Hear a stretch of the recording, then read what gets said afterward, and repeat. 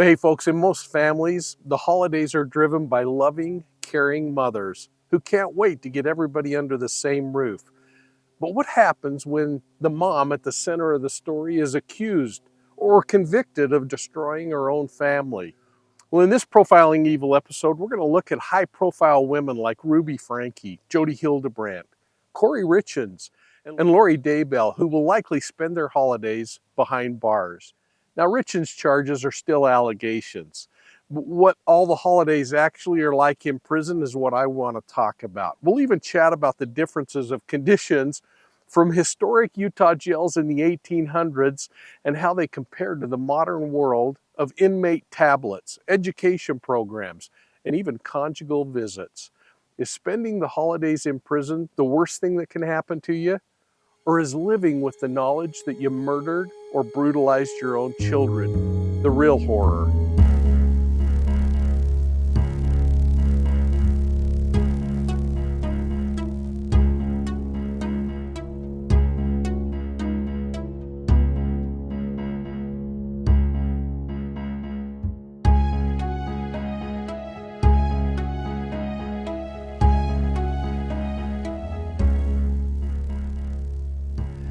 Well, hey folks, in most families, the holidays are driven by loving, caring mothers who can't wait to get everybody under the same roof. But what happens when the mom, who's at the center of the story, is an accused or convicted murderer or an abuser? The people convicted of destroying their own family. Well, in this Profiling Evil episode, we're going to look at how high-profile women like Ruby Franke, Jodi Hildebrandt, Kouri Richins, and Lori Daybell will likely spend their holiday this year behind bars. Richins still is on allegations only, and she's awaiting trial. But what are the holidays actually like in prisons and jails? We're going to chat about the difference from conditions in historic jails from the 1800s and how they compare to the modern world of inmate tablets, education programs, and even conjugal visits. Is spending the holidays in prison the worst thing that can happen to a person? Or is it living with the knowledge that you murdered and brutalized your own children? Well, welcome to Profiling Evil, and if you're new to this channel, I hope you'll hit that like and subscribe button down there. Give this video a thumbs up, and please ring the bell so that you don't miss any of our dives into offender behavior and the geography of crime. Now today, we're going to go behind the walls of prisons, and we're going to be talking about the holidays, that time of year when most moms are pulling families together.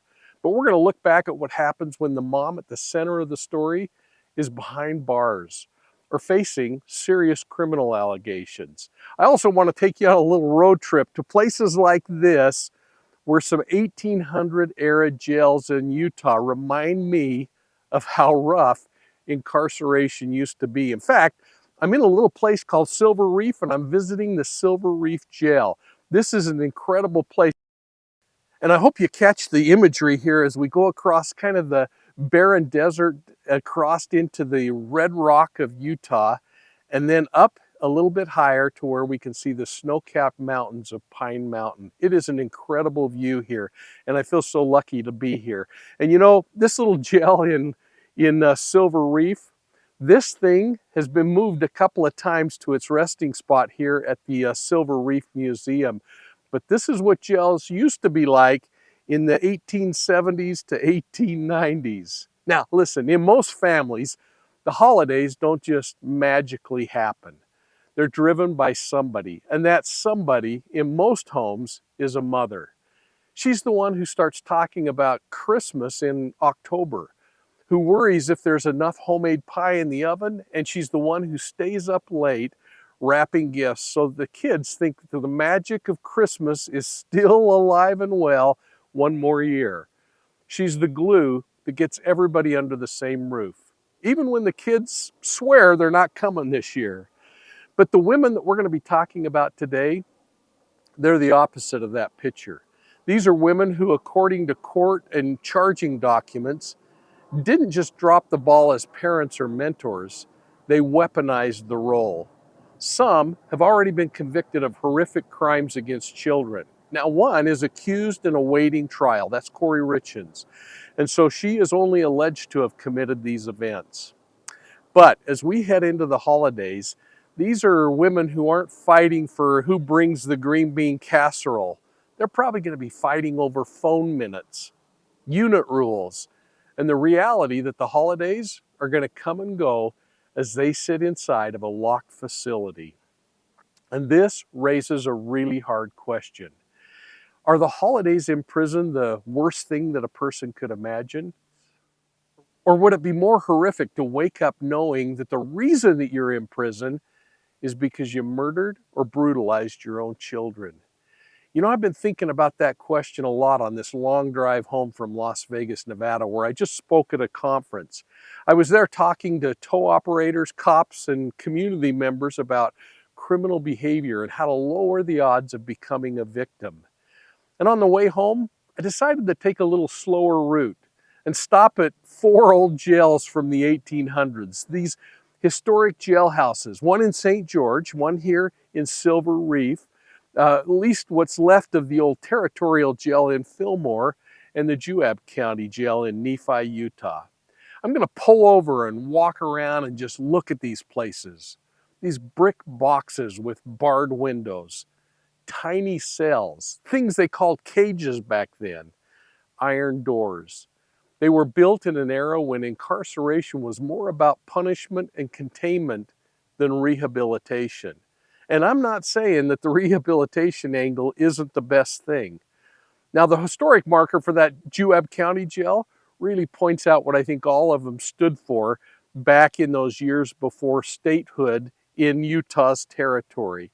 These iron cages and metal ceilings. A quote on the wall says, "Through the years they have known sorrow, repentance, and remorse, along with bitterness and revenge." Well, standing there, you can almost feel how cold those cells must have been in December in Nephi, or how dark it must have been when the lamps went out in Fillmore. And I couldn't help but think this thought. As bad and as old as those jails were back then, what would be harder? Living there during the holidays, or sitting in a modern jail cell today knowing that you caused your own child's suffering and death? So let's talk about these 4 women whose holiday season is going to look like concrete, keys, steel doors. And I want to start with Ruby Franke and Jodi Hildebrandt. Now, we could call it the trip from parenting help to prison, because Ruby Franke was once best known for her 8 Passengers YouTube channel. She had so many subscribers, she presented herself as a disciplined, spiritually driven mom who was raising 6 kids. But according to the Washington County Attorney's Office, that narrative all shattered in August of 2023, when one of her children actually escaped Jodi Hildebrandt's home, emaciated, duct taped like bindings, and begging a neighbor for help. That all triggered an investigation and criminal charges. In December of 2023, Ruby pleaded guilty to 4 counts of aggravated child abuse. And that happened just as I'm standing here by the St. George jail just across the street in the courthouse. Now, Hildebrandt, a licensed mental health counselor, she was also Ruby's business partner in this parent coaching venture, pleaded guilty to 4 counts as well. And on February 20th of 2024, a judge sentenced both women to 4 consecutive terms of 1 to 15 years in prison. Now, it doesn't seem like much, does it? But when it starts getting aggregated together, KSL News reports that this means that each woman faces a potential of 30 years behind bars. And the Utah Board of Pardons, they're going to have to decide how much time they will actually serve. Where are they today? Well, a 2025 piece in People magazine notes that Ruby Franke and Jodi Hildebrandt are in the custody of the Utah Department of Corrections, serving those indeterminate sentences, while their cases continue to kind of reverberate through the community and their family.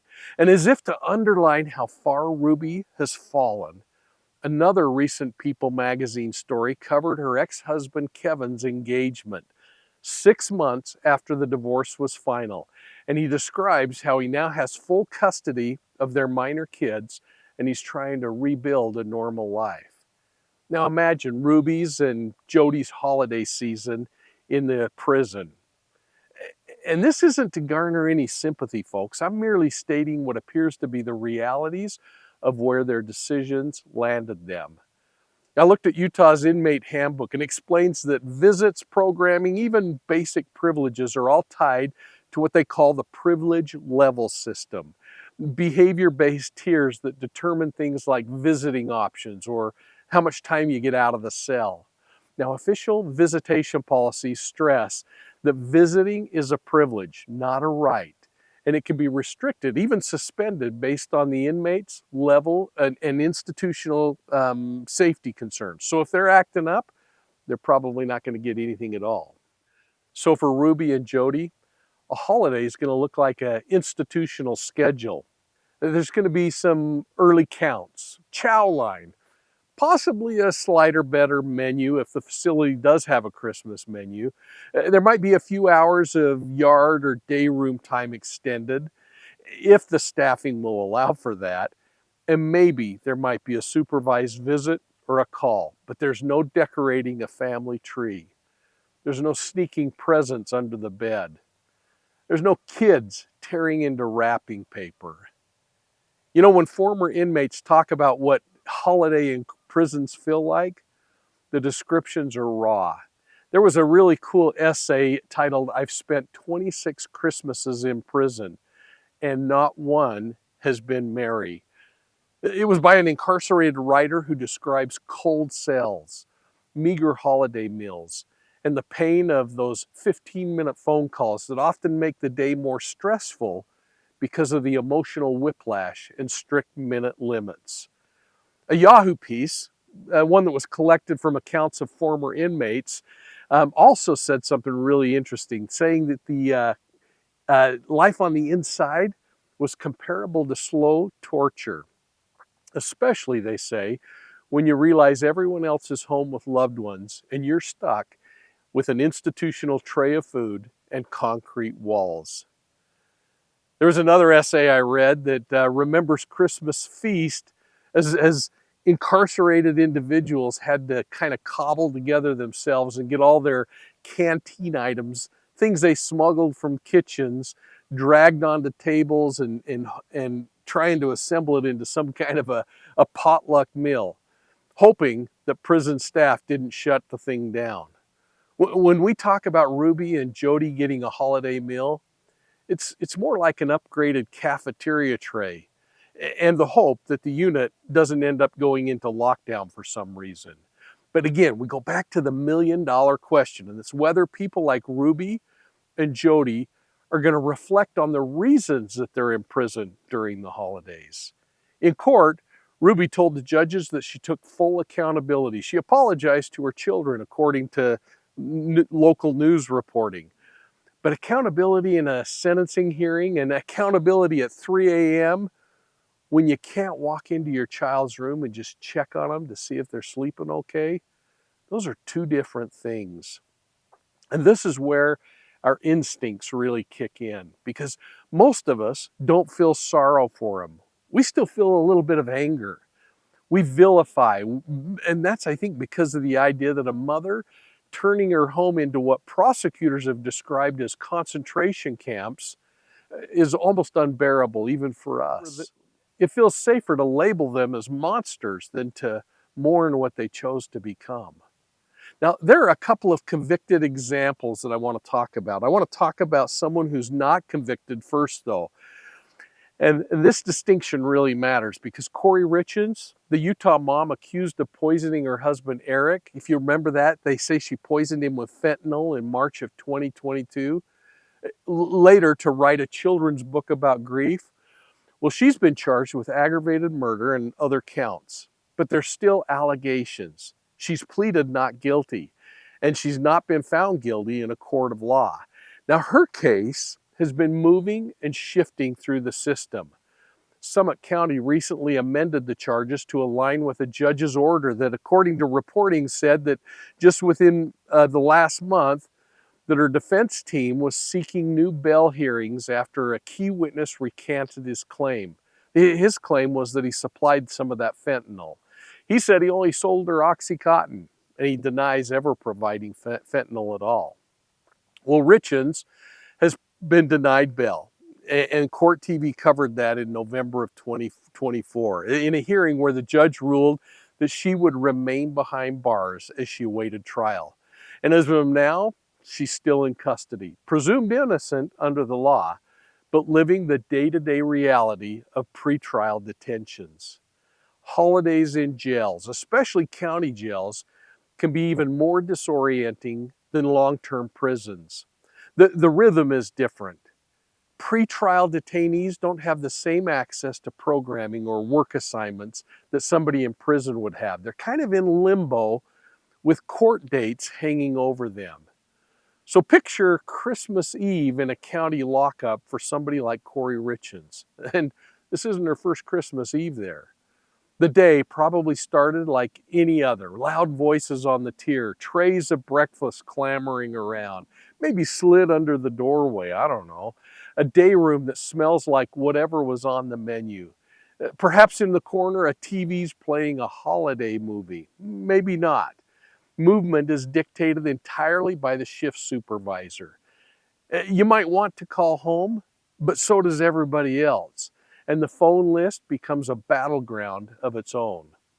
Articles about holiday life in prison and jail paint a pretty bleak picture. There's an essay, The Holiday Blues in Prison, written by a legal scholar that says that he is writing for incarcerated people who say that holidays intensify isolation. While the world is out traveling, feasting, celebrating, people in prison are stuck in the same routines, but with an emotional spotlight on what they're missing out on. A Reddit thread where former inmates and staff members from prisons talk about holidays on the inside.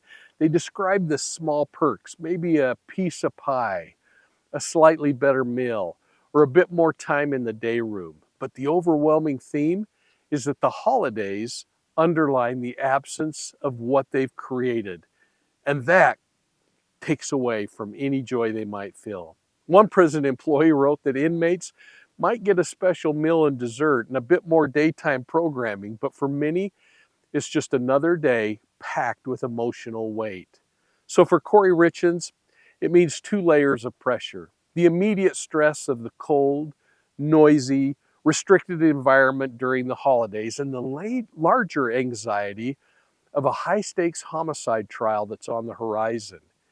So the question is, will she sit and reflect on what the prosecutors allege that she did to her husband? Perhaps. But she is still legally presumed innocent. The psychology here feels so much different between a Ruby and a Lori. Now, instead of reflecting on a completed conviction, you see, Kouri is going to have to rehearse her defenses. She's going to have to think about jurors, think about the children on the outside, and about an uncertain future. And again, we, the public, we feel this instinctive feeling of vilifying them, especially when we hear that the accused spouse wrote a children's book about grief after her husband's death. But from a legal standpoint, these are just allegations, and the criminal justice system still has to do its work. But then you have somebody like Lori Daybell, the so-called doomsday mom. Now, she's already been convicted in Idaho for the murders of her children, J.J. Vallow, Tylee Ryan, and for conspiracy murder around the death of her husband, Charles Vallow, and her new husband's late wife, Tammy Daybell. Well, if you remember, July of 2025, the Arizona judge added more to her time, sentencing her to 2 additional life sentences for conspiracy in the deaths of Charles and attempted murder of her niece's ex-husband, all according to coverage that's out there, and we all watched those trials. Now, right before she got those extra life sentences in Arizona, there were reporters like Nate Eaton, our good friend up at East Idaho News, who reported that Lori used her statement more to complain about jail conditions and the justice system than accepting responsibility for murder. She talked about poor nutrition, lack of medical care.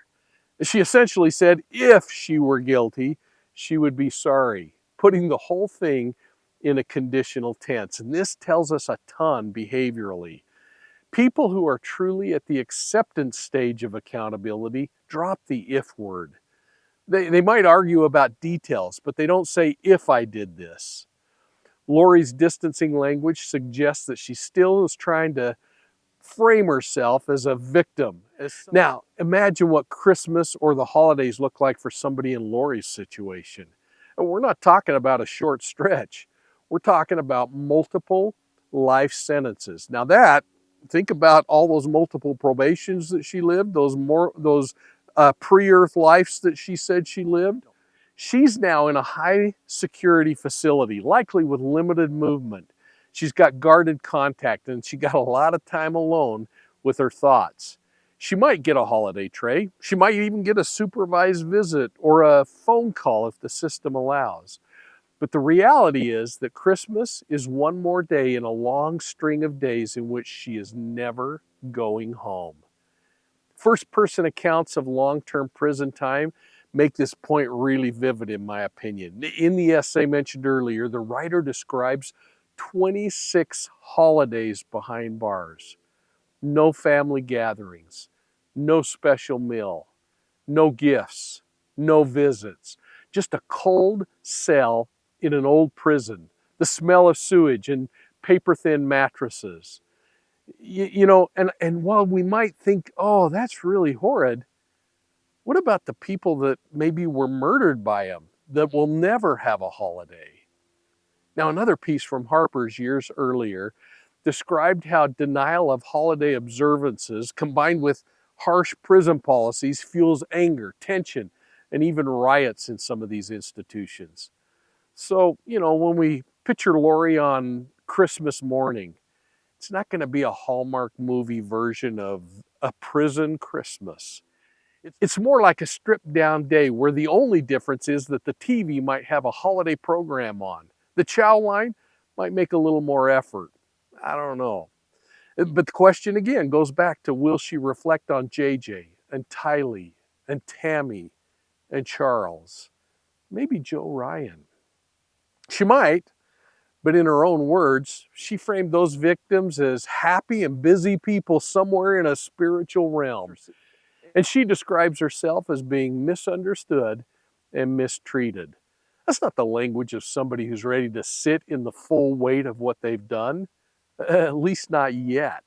So let's talk a little more broadly about what holidays look like in U.S. prisons and jails, especially state systems like Utah and Idaho, and local lockups like the facility where Kouri Richins is held. Holidays magnify inequality. I mean, free people are out with money, travel, feasting, celebrating. People in custody, especially those who are, on really serious charges like murder, suffer through some of the same routines with an added overlay of emotional pain because they can't be with their families. In some cases, they got rid of their family long before they went to prison. The best thing loved ones can do is simply acknowledge that the holidays are there and show that they still care. Because for many incarcerated people, the holidays are not special at all. Food's still limited. They might get some shredded chicken and potatoes for lunch or a peanut butter sandwich and an apple as a treat, but nothing's going to really change. Most inmates state they had to improvise from commissary and smuggle ingredients, turning these drab holiday feasts into something a little more special. Most, though, say that every special occasion, whether it's a Christmas, holiday, a birthday, they all feel like slow torture because they are constantly reminded more intently of what they've lost and who isn't with them. Now, prison privilege systems are designed to reward positive behavior and discourage negative behavior. And it directly affects things like their recreation, commissary, their visitation, etc. Things like family contact are managed privileges. And that's just for regular visits. And when you talk about things like conjugal visits, things because people see it in the movies, well, there's really only 4 states that allow a conjugal visit: California, Connecticut, New York, and Washington. And I hope you'll go back and catch a few of my videos, especially where I talk about the disasters that can happen during conjugal visits, including murder. Now, driving back from Las Vegas and thinking about all of this, I again decided I was going to pull over and look at some of these old lockups as a way of kind of grounding myself, of remembering that as bad as prison might be today, in the 1800s, they were a lot more blunt about how they used these cages. So here, looking at the jailhouse in St. George, travel sites and local histories describe how this building served as both a courthouse and a jail in the late 1800s, right up into the beginnings of the 1900s. And this small jail area was attached. Now, the cells were small, stone and brick boxes with iron bars. There wasn't a rec yard. They didn't have a way to go out and exercise. They might periodically get walked by the guard from one location to another or taken outside for a little bit of labor. I couldn't find a holiday menu from the old records, but we do know from broader 19th century history that the cells were dark, damp, poorly ventilated, limited sanitation. These were the kind of environments where disease was a constant threat. And standing there today, it was easy to kind of see how people romanticize it, want to go visit a jail, but just try to imagine spending a winter holiday locked in one of those little rooms with no heat, no hot shower, no contact visits, no programs. I mean, all of it really loses its charm. Then on to Fillmore, Utah, the Utah Territorial Jail. I peeked into the remnants of that territorial era and that dot of landscape around the old state house. The Utah Territorial Jail held people under territorial law before they became a state. And like other 19th century lockups, it was bare bones, stone, iron, wood, not a lot else. And if you compare that to what we know about our 19th century prisons elsewhere, Folsom State Prison, places like that, prisoners still were spending their days in dark, tiny stone cells, perhaps with solid boilerplate doors and small eye slots for light and air. I mean, you start to get a sense of how harsh these environments of prison really are. Even today, it's got to be horrid. Now, back then, nobody was talking about programming or reentry or, hey, can I have an iPad tablet for education or email? The idea of giving an inmate an iPad or letting him attend a cognitive behavioral class would have sounded ludicrous. Prison was the punishment that you deserved if you committed crime. If you survived it and didn't die from disease or cold or violence, that was considered the bonus. Now, I want to just pause for a moment and mention my partner, newspapers.com. You know, I use their historic and current information to dig through articles about these old jails, the escape attempts, the notes from sheriffs, and little squibs about the prisoners in the local jail. I love newspapers.com because it's a great place to get information from journalists who lived in the area that they were writing about, not from some AI-generated prompt like we get today. So if you'd like to check them out, I've got a 20% discount down below in the links and a link that will take you to newspapers.com. Just put in Profiling Evil, and I think you really would enjoy looking into your own history as well as the things around you. Now next, I stopped at the Juab County Jail in Nephi, Utah. It looks like a two-story brick box that somebody dropped on the dirt lot, forgetting all about it. It was built in 1892 by a company called the Poly Jail Building and Manufacturing Company out of St. Louis, Missouri. It had iron cages inside, a big metal heavy ceiling, similar to a ship. And for years, the occupants said they only knew sorrow, repentance, and remorse. Well, early prisoners in Juab County had been held in basements and crude frame buildings. But this brick structure was considered an upgrade, a proper jail for a growing county. But if you step around the back, you realize how small this thing really is. Now, cells in that era were dark, poorly ventilated, and overcrowded. I mean, again, can you imagine spending the holidays in a place like this? If you were lucky, the sheriff's wife might send over a little bit of bread and a piece of meat. But more likely, the holidays were just another cold day where the only difference was that you could hear the church bells outside as you sat in the dark. Well, on one side, you have these 19th century jails, dark, cold, unsanitary, no meaningful recreation, no visitation rules.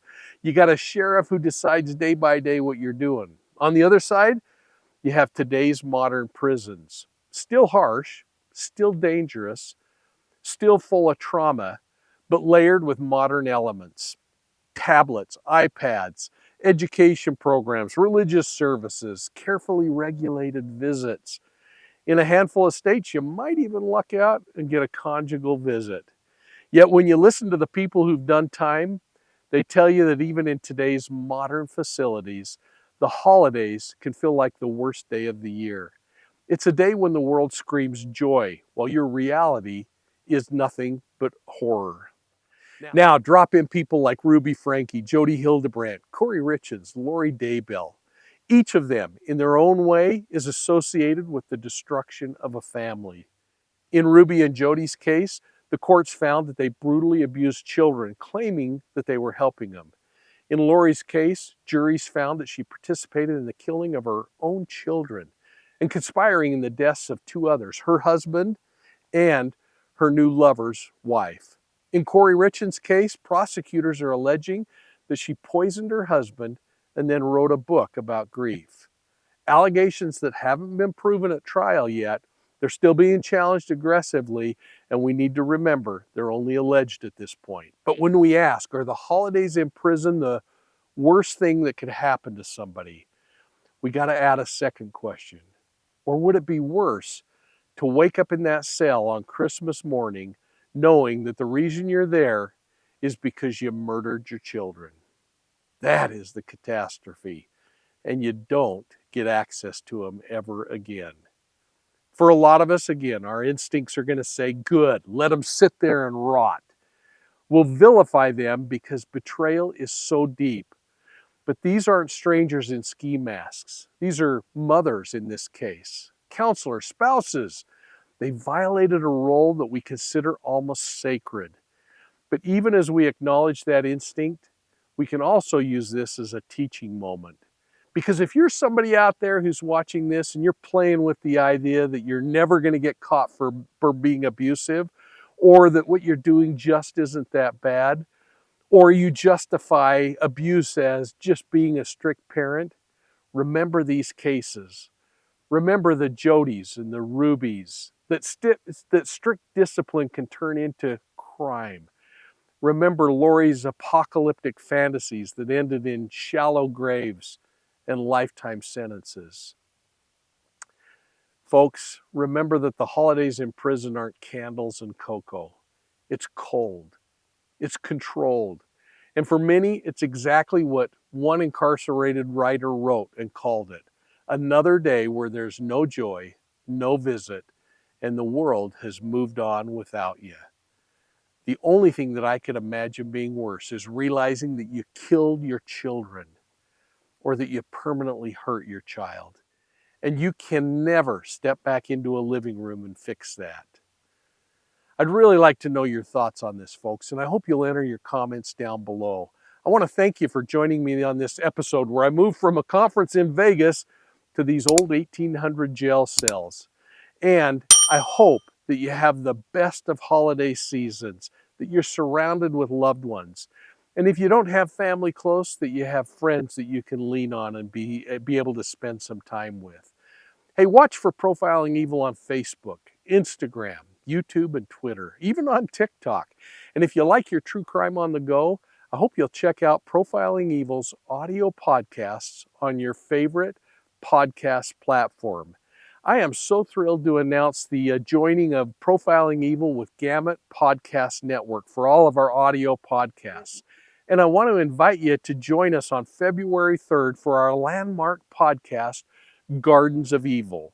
You can follow the link below and subscribe for it, and you can get the first episode right as soon as it drops. And I want to share with you this introductory trailer that Aaron Mason, the producer of Gardens of Evil, recorded a few days ago. Gardens of Evil, Inside the Zion Society Cult is a 7-episode audio documentary that tells the unbelievable true story of a cult that operated in plain sight in an otherwise ordinary American suburb. It wasn't a cult up in the mountains with 500 acres of land around them. These were people living in a developed area, and they were getting away with it for more than 10 years before it finally was able to come to light. You'll be introduced to the Zion Society in its early days through the eyes of a young couple who moved into the new neighborhood subdevelopment of Northwood. And I remember coming home from work one day and bushes were planted and half my lawn was already in, and I'm like, what in the heck is going on? We had little alarms going off, but not a lot, and we didn't communicate. And that's how that all started. Until a decade later, when a former member of the group came forward and confessed to law enforcement the horrors happening behind closed doors, leading to the dismantling of the Zion Society and the freeing of dozens of children from a life of relentless abuse. Every day, it was every hour, it was our whole life. Some form of abuse, emotional, physical, or sexual. Like, I can't think of any time that was just joy. Most importantly, we'll hear from the survivors, many of whom have broken their silence for the first time to tell me their stories of living inside the secretive sect and the years after as they've struggled and fought for healing. I have to remind myself every day that I need to forgive for me, not for them, so that I don't destroy my body in hate, I have to let go. My name is Aaron Mason, and before the series begins on February 3rd, I wanted to set the scene for this podcast and explain why I believe it's a story that needs to be told. In Gardens of Evil, we're going to be able to hear from victims who went through thousands of sexual assaults and physical assaults. That's former detective Mike King, who led the Zion Society investigation. We're not going to talk about those events one by one. It's just too ugly, and it really doesn't serve a purpose. My priority on this podcast is to do right by the people whose story it is. They lived it, I didn't. But some of the details are pretty salacious, so I've done my best not to be lurid for lurid's sake, I want to communicate the facts of the situation without it feeling gross or exploitative. But that's only part of the story. Gardens of Evil is about much more. It's about this process of coercive mind control, this ideology that takes people and gets them into positions where they will be victimized, and how they can somehow take seemingly normal people and convince them to commit crime. Can the line between victim and victimizer become blurred if an abuser is themselves abused? Whether it's physical, emotional, or sexual abuse, we'll go through what it does to them over the course of a lifetime, because we now have the lens 30 years later of looking back on this case. Mike is retired now after spending 45 years in and around law enforcement. And in that time, he's become an expert on cults and cult behaviors. Throughout the podcast, we expose the methods used by cult leaders and anyone, frankly, who manipulates people for their own selfish gain. An abusive partner, a bad boss. The playbook is all the same, and we'll highlight the most common red flags. Have you heard the expression, what you see isn't always what you get? Well, one of the central figures in this story is the personification of that sentiment, the leader of the Zion Society, a man named Arvin Shreve. Arvin Shreve was an unassuming landscaper that everybody seemed to like. He was just kind of a normal-looking, 61-year-old grandpa kind of guy, and yet underneath the facade that he had created was a very evil individual who was conniving, who took the opportunity to twist people's belief systems and actually capitalized on their belief systems, but twisted it just enough to fit his own perverted needs. The Zion Society owned several houses on more or less a big cul-de-sac, and you could always tell which ones were theirs because they had the most beautiful gardens, perfectly manicured lawns, trees and shrubs, rock fountains, you name it. People would even drive through to look at them, having no idea the nightmares occurring inside. This, of course, mirrored Arvin, who himself had an outward demeanor that people loved, but secretly perpetrated abuse at a rate that was nearly unfathomable. The full story of the Zion Society hasn't really been told until now, but it's one you won't forget. Even Mike King, in all his experience, says this one is different. You know, I've seen cases where there's more horrific things that happened with people who have been murdered or badly mutilated, but nothing has impacted me like this has. Gardens of Evil, Inside the Zion Society Cult, is a story unlike any you've heard before. Subscribe now to hear episode 1 when it's released on February 3rd, wherever you listen to podcasts.